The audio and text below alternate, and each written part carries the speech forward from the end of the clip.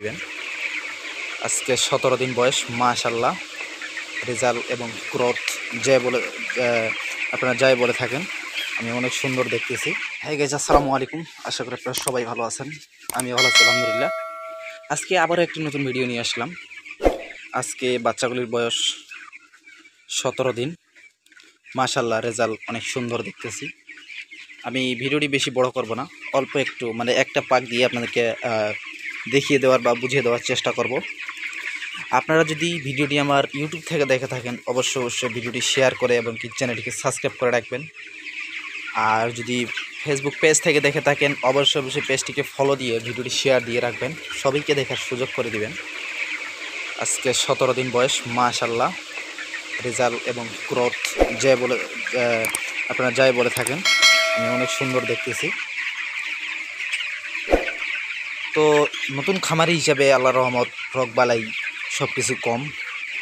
আল্লাহ সব কিছু জানে, সবার মনের খবর, দিলের খবর। তো যাই হোক, আপনারা দোয়া করবেন আমার বাচ্চাগুলি যেন শেষ পর্যন্ত সুস্থ থাকে এবং কি ভালো থাকে, সবল থাকে।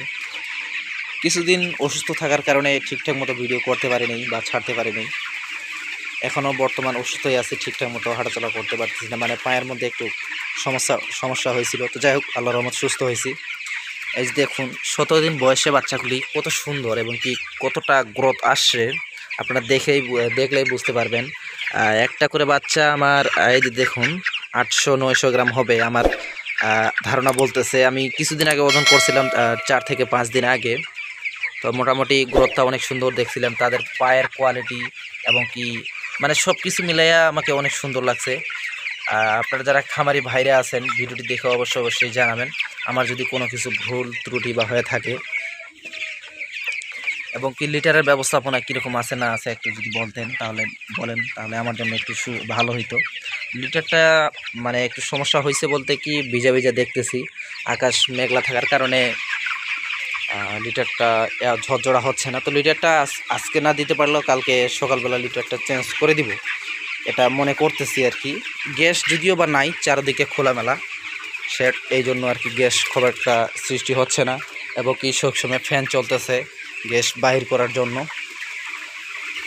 ভিডিওটি শেয়ার করে দিবেন। আমি ভিতরে ঢোকার পর থেকে ওরা বুঝতে পারছে যে আমাদেরকে বলাবলি করতেছে এবং কি কিছু বলার চেষ্টা করতেছে আমাকে। এই যে দেখুন, পায়ের মধ্যে ঠোকরাঠুকরি করতেছে এসে। এই যে দেখুন, তাদের খিত্তাবিগুলা দেখুন, পায়ের মধ্যে কিন্তু আমার ঘা হয়েছে, এই জন্য ঠিকঠাক মতো আমি শেডে ঢুকতে পারিনি। আমার ছোটো ভাই সব কিছু করতেছে আজ থেকে 3 দিন ধরে। ভিডিওটি শেয়ার করে সবাইকে দেখার সুযোগ করে দিবেন। অবশ্যই খাবারও শেষ হয়ে গেছে, খাবারটা দিতে হবে কিছুক্ষণের মধ্যেই। তো ভালো থাকেন, সুস্থ থাকেন, আমার চ্যানেলের পাশে থাকেন। আল্লাহ হাফেজ।